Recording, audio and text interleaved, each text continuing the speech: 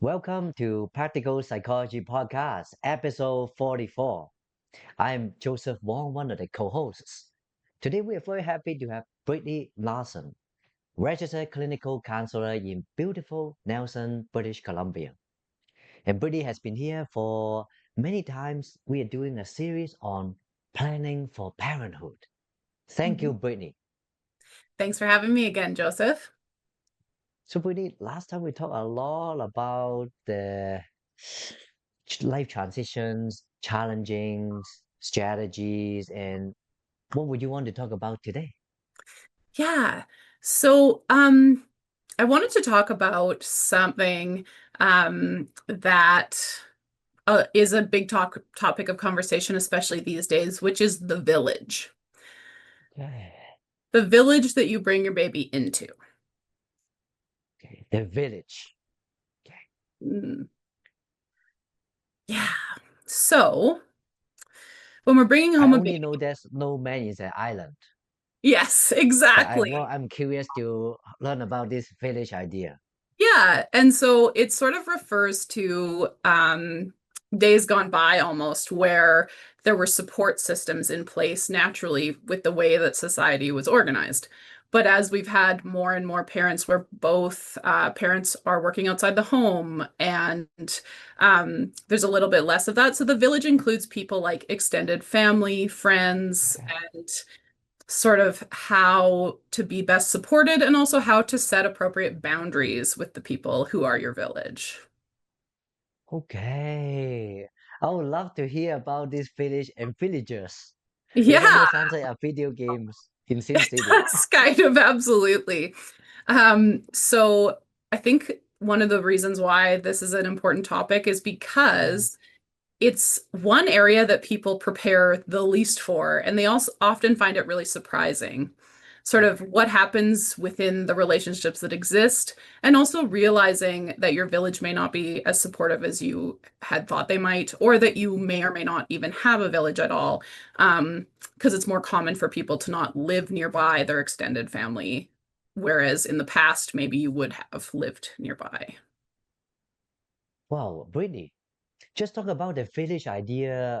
I can see for some people, actually many people can be a taboo subjects because they have to face the reality and the fear that they might not actually have a village.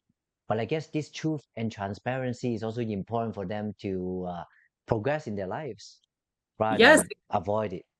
exactly. And in previous podcasts, we've talked about sort of how to prepare and all the changes that happen when to the couple when you bring in a baby, and also Mhm. to individual identities. But the same happens for these other relationships, and they shift and change with a baby arriving.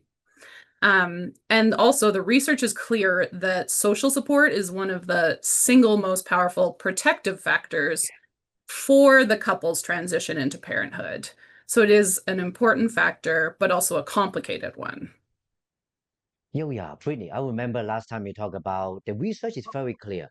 When the baby comes, the relationship satisfaction will go down for Yeah, the majority of the couple, which is a fact. yeah, And okay, let's talk more about these social support changes. sounds good.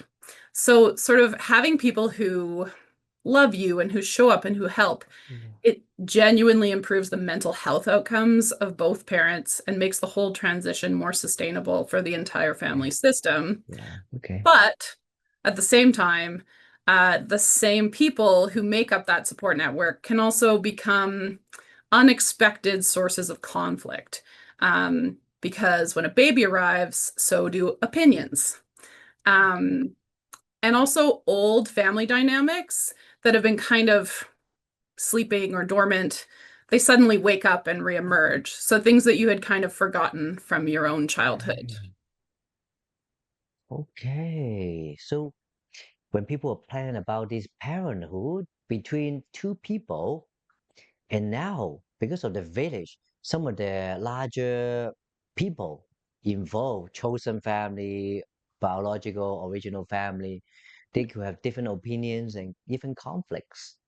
Yes, exactly. And when we think about it in sort of uh, relationship where there's two parents and assuming that there are grandparents on either side, there can be many people involved that create new dynamics as well, especially if there's step parents. So then, there can be many, many grandparents involved, even just with the two Okay. parents. Okay. Wow. Yeah. And so with a new baby, everyone's very excited. And also, everyone feels that they have this stake in the new baby's life. Because a new baby kind of creates this continuation of a family story. And everyone in that story has their own feelings about how it should unfold, how things should be done. Um, so grandparents are also navigating their own identity shift. There's Oh. research from McMaster University that confirms that becoming a grandparent is a genuine transition, and it can bring sort of a sense of renewed purpose, but also real adjustment challenges to figuring out what your role is. Okay. So Wow. grandparents are figuring out their new role just like the parents are. Oh yeah. So what you're saying about the grandparents, even though they are not as sleep deprived as the parents, they go through an identity change and they have their opinions and stories and Yeah. adjustment. Yeah, and they're used to being the parent up until this point, even though their children are adults. Yeah. Parenthood is a very different role than grandparenthood. Yeah.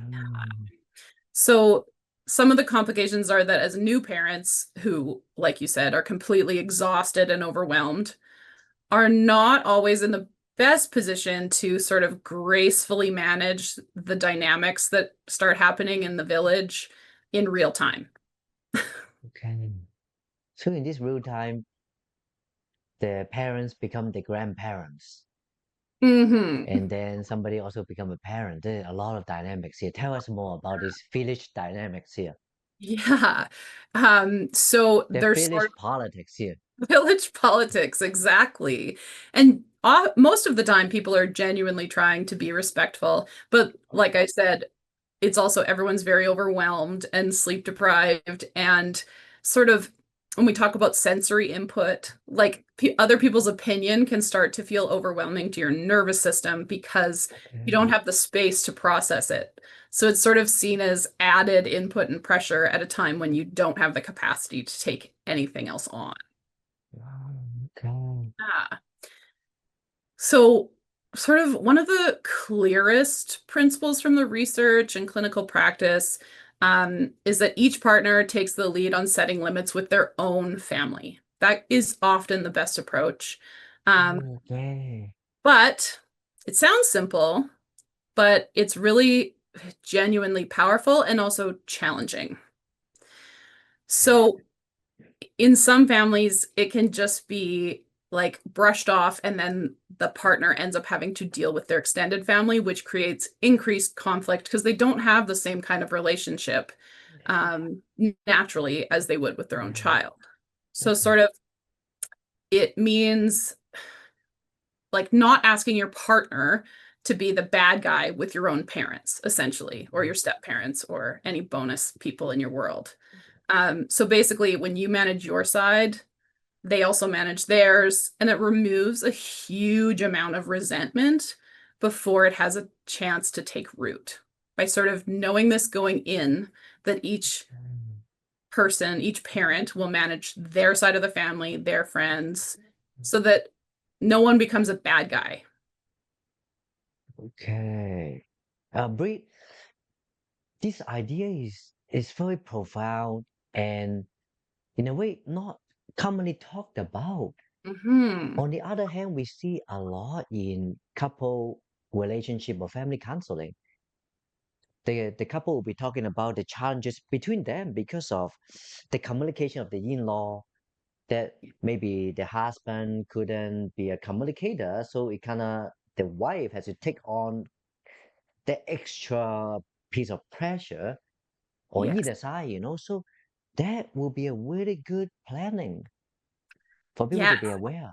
exactly. And during pregnancy is a great time for the partner who maybe is less likely to have challenging communication with their family, it's a good time to Mm, practice before the baby arrives and sort of having that plan in place, because some of what you just described comes down to what skills you were taught.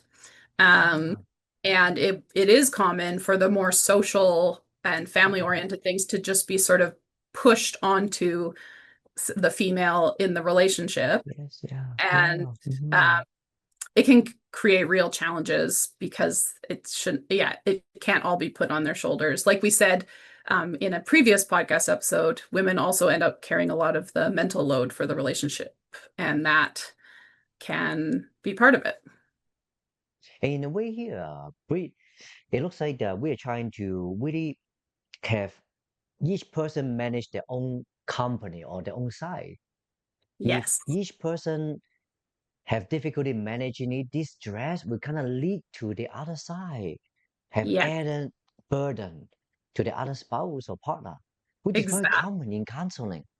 It is. And a lot of these things happen slowly over time. So most people don't go Yeah, in thinking, I'm going to place all this responsibility on my partner. It usually yeah, happens slowly over time. And then people kind of recognize it once it's too late. And the resentments are huge. yeah. Because we hear so many times in or outside of counseling, people are really begging their spouse to talk to their parents to do this and that. Yeah. And they just feel like the other spouse is not taking charge, taking ownership for that. Yeah. Yeah. And a lot of that can come from, say, you didn't learn skills of conflict. So you're avoiding any potential conflict. But what Yeah. that does is actually creates way more conflict in the long run, even though you're avoiding it in the moment. Oh, yeah. Wow. And so those conversations with extended family go so much better when some of the groundwork is laid before the baby arrives. Because before the baby arrives, everyone is calm and there's no sort of immediacy or urgency to the conversations. So grandparents or other people in the village are less likely to become defensive because it's happening Mhm. about a hypothetical baby instead of an actual baby or an actual scenario that has happened. Oh, The sort no. of we plan to have a specific sleep schedule, and we will need our family to help accommodate that. So if we're Yeah. having family dinners, let's plan to, work around the baby schedule instead of the baby working around our schedule. That kind of thing. You might not have the Yeah. specifics, but sort of just having conversations like the example I just gave, where so the grandparents know kind of what your Mhm. priorities are going in. In a way, Britt, just talk about these two people managing their own family dynamics Yeah, before the baby arrives here. Especially for some people, they are not good at communicating. It would be good to have some sort of a family meeting yes, moderated by a moderator or a psychotherapist or counselor. exactly. It can be really beneficial in the lead up to Mm, a new baby arriving. Even like some of the conversations that, would be great prenatally would be like how the parents would like the first few days at home to go. Would they like people stopping by, coming and going, or would they like that time to themselves as a family unit to bond? Or um, same thing goes for at the hospital, or if it's a home birth, or, there's all sorts of different ways, but sort of having a conversation about what they would like it to look like. Um, Also, like going forward, what kind of visits actually feel supportive and what feels overwhelming. So, say a lot of people will offer to um, come and hold the baby while you have a shower, but that actually it could be really helpful for the couple, but it also might be more helpful to bring meals and do dishes and vacuum, or the things that are really challenging to get to as new parents when you're so sleep deprived. I And yes, see your showering is point. one of them, but sometimes it's not the most helpful to be holding the baby because a lot of times one of the parents is feeding the baby. Oh, yeah. And that's a big learning curve all on its own. So sometimes Mm, the things that we think are helpful might not actually be helpful and might be overwhelming for the new parents. So having those discussions ahead of time can be really helpful, or at least early on. And another Mhm. one is sort of parenting decisions that are non-negotiable for the new parents, and what we are okay with input on. So sort of setting those Okay. boundaries ahead of time, like what we're okay with your opinions and input for, and what we're not, because Okay. Yeah. we're creating our own family and we have our own priorities and values. Okay. Tell us a little bit more about that. Great. Yes, so that one can be the more loaded conversations for people. Okay. And Yes. it can create some defensiveness. It depends on the grandparents. So, for example, I like to use my own family as an example, so I'm not accidentally breaking confidentiality with my Okay. clients. Or asking for a friend. Exactly. So I thankfully have parents who are really respectful of my boundaries. And funnily enough, I remember in the early days of motherhood calling and asking for advice and them saying, well, we had kids 30 years ago, so probably we're not the best people to ask for advice, but we're happy to help once you've sort of discovered what it is that's best in Wow. the research, because they know how much things change over They are that. very future minded. Yes. And this is Wow. not a common experience. So that's kind of why I use the juxtaposition of my parents, who were Wow. very great about following my lead and my husband's lead.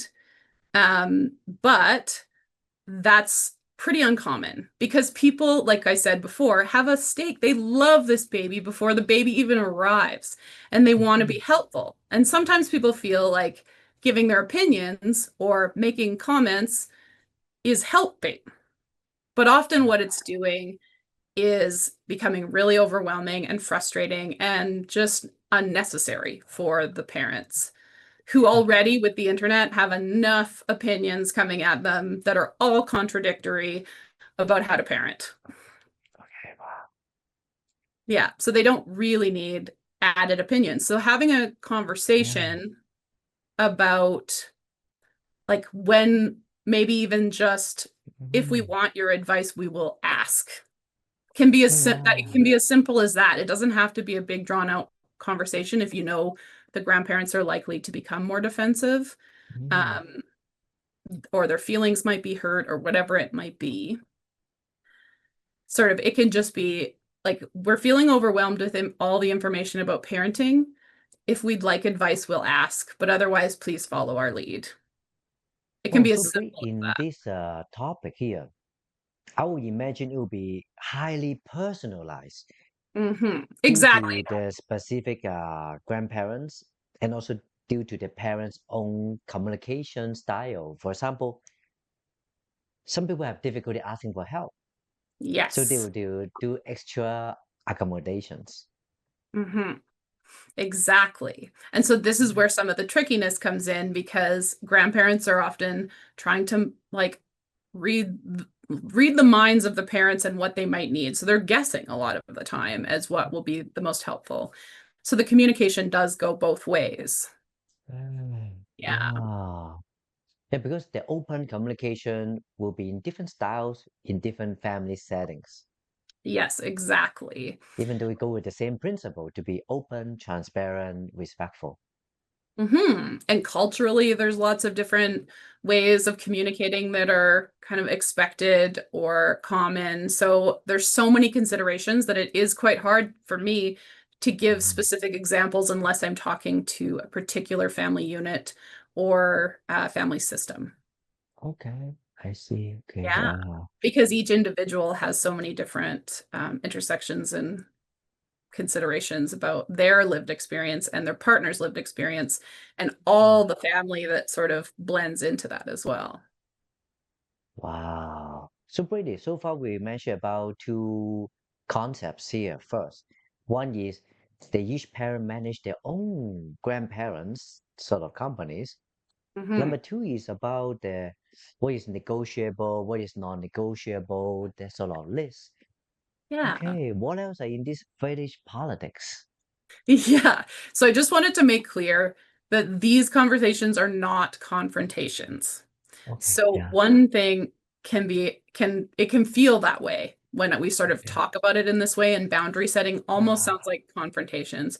But what it Yeah. actually is having these conversations are more like invitations to be part of the family in a way that Mm, actually works for everybody instead of a lot of assumptions being made, because that usually does not go very well. wow. So I guess maybe we can reframe these boundary settings to a team building exercise. Yes, exactly. And like giving the parents maybe some new leadership skills. Okay. Yeah, because they're learning some skills for a new project. Yeah. And I've mostly been focusing so far on grandparents, but I wanted to quickly touch on friendships as well, Okay, because sure. this one can be particularly like something that sneaks up on people. Okay, yeah. So before a baby comes, your friendships operated on sort of a certain rhythm. And then after the baby comes, that rhythm obviously changes. Um, Usually people disappear. yeah, Then they we they follow. don't want to bother you, or they don't really know what to do that would be helpful. So yeah, these changes are often in ways that no one really chooses, but they can create real distance in friendships, and friendships are really important. So Okay, yeah. for friends who don't have children, they might not know how to show up for you.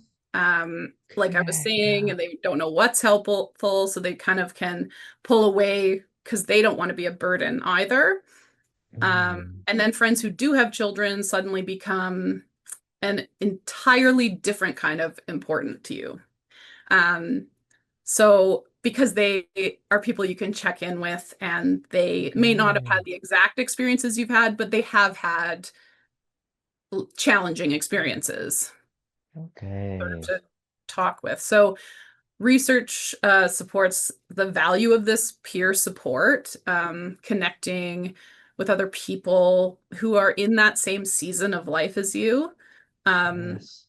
it can be really meaningful for new parents, but then also maintaining friendships from your past, maybe people without children or people whose children are Mm, much older, um, and finding a way to incorporate those people into your life as well, even if it looks different than it okay. used to when you had more ability to Wow. be spontaneous.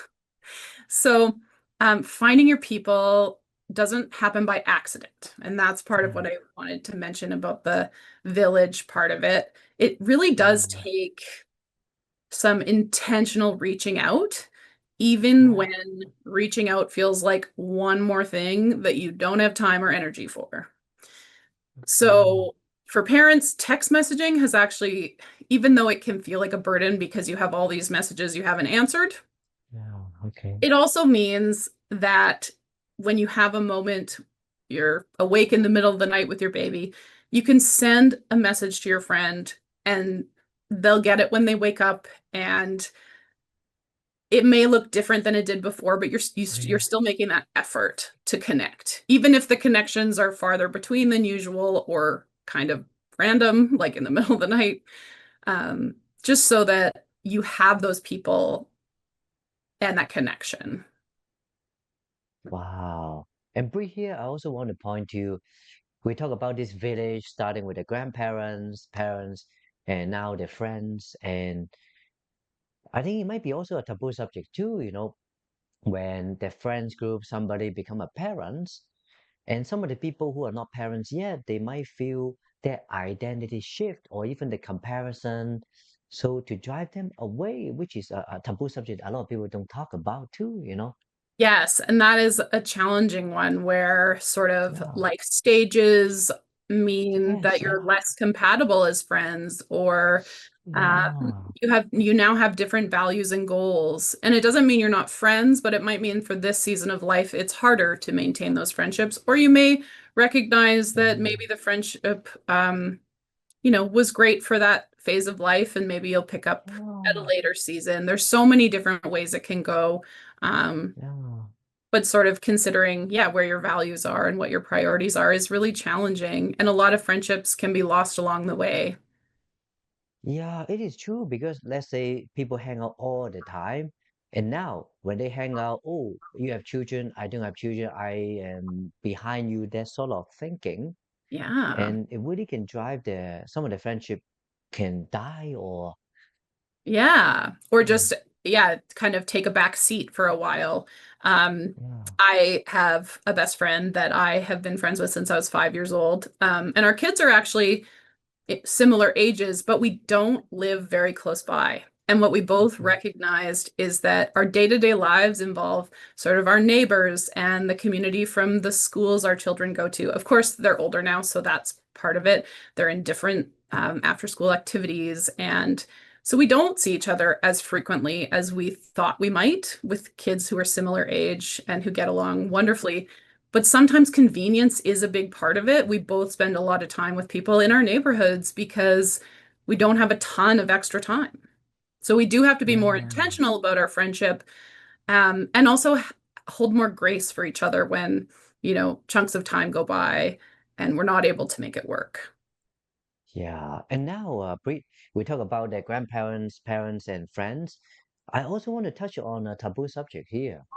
Mhm. And especially Canada is a very diverse population. For a lot of people from other cultures, they're used to that collective, a big village. Compared to the Yes. North American, the nuclear family concept is naturally very challenging. Just have two people is especially now, two people have jobs. Also, Yes. it is expensive. So, how about for people who really don't have a village? How do they plan for it? Because it will be ultra challenging. Yes. And so one of the things that is a trend is that people create their chosen family. So Okay, yeah. it's sort of people whose values are in alignment with yours, whose kids probably are similar ages, people to provide support. So there's sort of this mutual support and creating your own village when you don't have family nearby to help, or kind of, yeah, looking for local resources and connecting to the community in other ways. But I think the main issue is that a lot of people are in this situation and they really struggle and they don't have a village. So that's why this conversation of the village has become really popular in the last decade or so, because people really feel it when they don't have that, when they don't have people they can Ah, even turn to talk about things, even if they're not getting the practical help. Um, it is a mm, very big challenge, sort of away from mm, this, from the collective into the more individual systems that are created, especially in North mm. America. And especially relationship building, chosen family, it takes time. So when Hmm. people become a parents, all of a sudden from 100 to 0 and looking for that build up will be a really a long time struggling. Absolutely. And so that's why there's great things like if in your area you can sign up for prenatal classes. You might not feel that you need the actual Yeah, information, but you yes. can meet other couples who are having babies around the same time as you. And even if those relationships don't last forever, they might last, 5, 10 years and get you through some of those more challenging times with people who are actually living the same thing as you in the moment, because different stages with kids are quite different. Oh, yeah. And Yeah, great so to like hear going because, yeah, yeah, most people, they don't think about making friends as a constant process. no. They just go with the flow. So suddenly their friends are in different stages. They lost friends and they found out they haven't actually intentionally make friends for a long time. And they're scared. Yes, because there's sort of, as you go through life, you kind of pick up friends along the way, and it's more natural to meet people. But it's harder when you have a baby and you're home by yourself a lot of the time, or with or you're home Yeah. as a family a lot of the time. And like trying to meet people and build relationships that stick beyond sort of playing at the playground or going for a walk. But that is actually a really great place to begin, is like going for a walk when your babies are, in strollers or your baby wearing, and kind of just to get yourself out of the house. But yes, you have to be really intentional and kind of think of ways to meet people in your area. Different areas will have different options. I had kids in a smaller city, so there was less organized groups, but there were like things at the library or um, child sort of sing-along type things and nursery rhymes. Like they have lots of groups like that drop in for children under age 5, and just finding putting yourself out there, even when it feels impossible to put yourself out there. It builds community over time, even if it's not instant. Mm. You start to recognize people and connect with certain people who, their kids get along with your kids or whatever it might be. But yeah, being intentional about finding the resources in your area that might help make friends and build a support network. There's even, I can't remember what it's called, but there's basically like volunteer grandparents. So often it's grandparents whose grandkids don't live anywhere nearby, and they don't have grandkids at all, but they'd love to be helpful to a family. And sometimes you can form permanent bonds with these volunteer grandparents. And those Mm. exist in a lot of communities. Oh yeah, so great here. This intentional chosen family setting up relationships. You mentioned the prenatal classes is one of them, and also the library, the rhymery, singing, and what other suggestions would you give for the viewers? So before having the baby, they can start to attend some of these things to form those prospective parents friendships. Yeah. So a lot of them are available. I would actually start with your local library because they often, Mhm. even if it's programs not being run by them, they often know how to locate these other opportunities. Um, and also through the prenatal groups, they can connect you Uh, with things that are going on in your community. Those are wow. really good resources as starting points to figuring out what else is available in your area. There also are sort of like where I live, there are um, midwives that sort of have a collective, and they have a lot of resources available to them. So in my area, that's Apple Tree is the name, and there's so many connections made through there, whether it's prenatal massage or infant massage, and these are classes where you can join and bring your baby, and you meet other moms in similar and or parents. There's lots of other Oh, parents too. Just there's a lot of resources mm, out there. And so taking the time to look is great. And also if you don't find a good like people who fit with you right away, keep making the effort. I know it can mm, be so overwhelming to get out of the house with a new baby. Um, like words can't really describe how challenging it can be sometimes. But sometimes it's not even yeah. for your baby to go to these library groups or whatever it is. It's also for you to get out of the house and to see other people, even if you only make it for the last 10 minutes.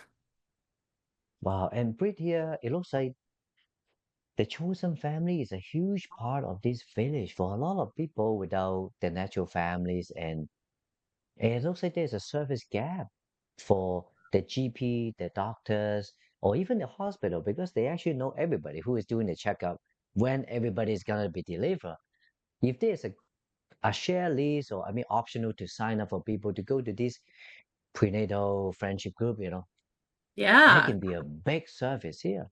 Yeah. And in the area where I live, there's an organization called Kootenai Kids, and they even host lunches, and it's called Okay. Bellies to Babies. And so it's for pregnant women or pregnant folks. Wow. And then babies up to, I believe it's 6 months old, maybe older. So you get to start connecting with people while you're pregnant, and you get a meal out of it too. And it's a great way Oh, to yeah. connect. Wow.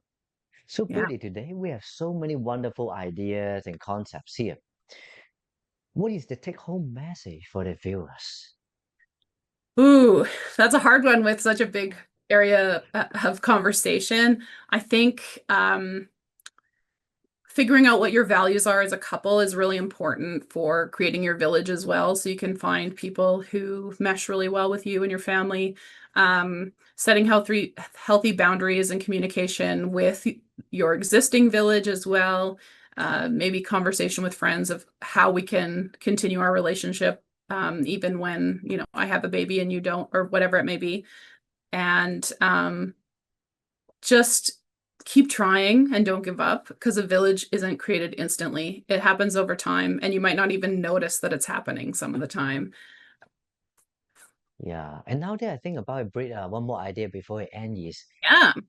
people often have their vision board for personal themselves. Yeah. I think it would be useful for them to actually draw out the village map for the couple so they can Yeah. actually add people and delete people, whatever it is. But it's, yeah, official. Yeah.